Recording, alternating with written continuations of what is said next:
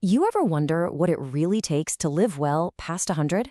I mean, is it just diet and lifestyle, or is there something deeper, something actually written into our genetic code? Well, today we're diving in. We're going to try to unlock those secrets by looking at the unique biological toolkit of the longest living people on Earth.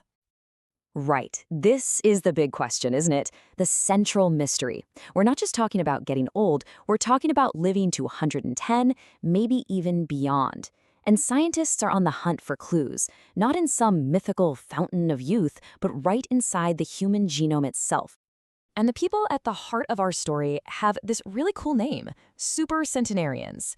Now, these aren't just folks who've had a ton of birthdays. They are a really unique group that basically serves as a living, breathing model for healthy aging. They often manage to dodge major age-related diseases way longer than the rest of us.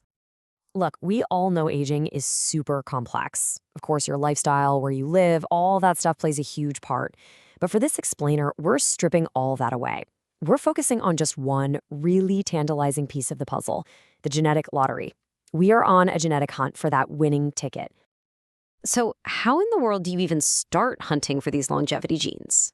Well, it's kind of like a detective story, and every good investigation needs evidence. And that evidence? It comes from this incredibly rare group of people, 21 individuals, 18 of them supercentenarians, who let scientists analyze their DNA. Yeah, it's a small sample size, but you gotta understand, each one is an absolute treasure trove of genetic information. Okay, to really get what they did, we need to talk about something called SNPs. It sounds complicated, I know, but just think of your DNA as a giant instruction manual for building you. An SNP is basically just a tiny one-letter spelling difference in that manual. Most of them are totally harmless, but some can change the instructions in a really, really meaningful way.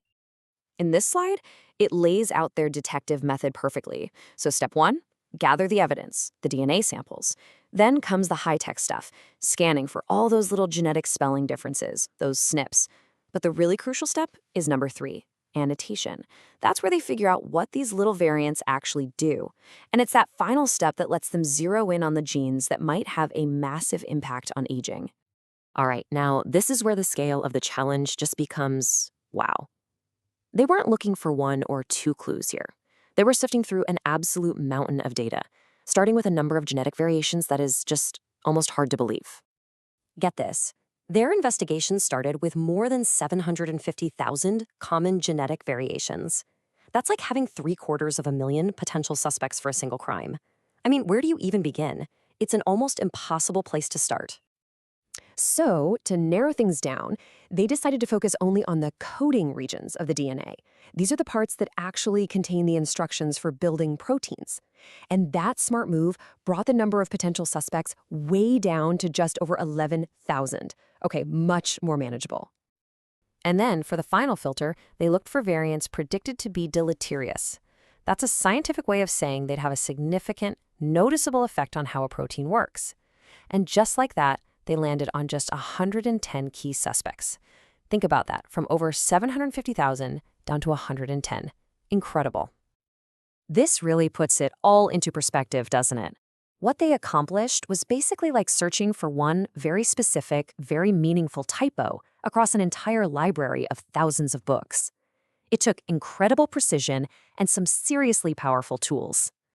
So, after all that sifting, all that searching, what did they find? What secrets did those 110 little variants reveal? Okay, this is where it gets really exciting.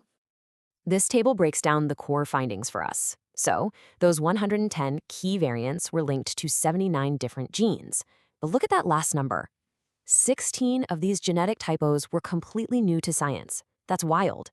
It's like finding 16 clues at a crime scene that no one in history has ever seen before. And here's the kicker. This is the crucial point.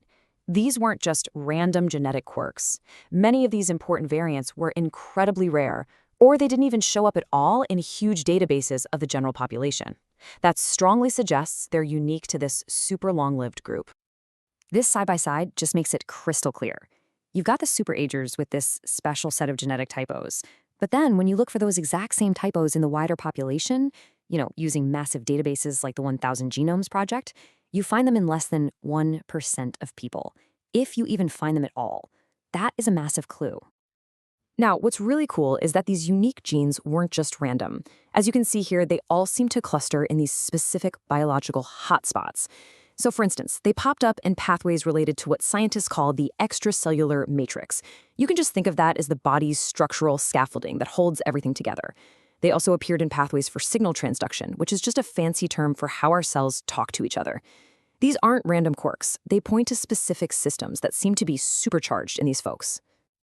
So, what does all that technical stuff actually mean? Well, it suggests that superagers might be genetically wired to be way better at maintaining their body's most fundamental systems. It's like they have this unique biological toolkit for repair, for communication, and for just running efficiently, and that helps them resist the normal wear and tear of aging.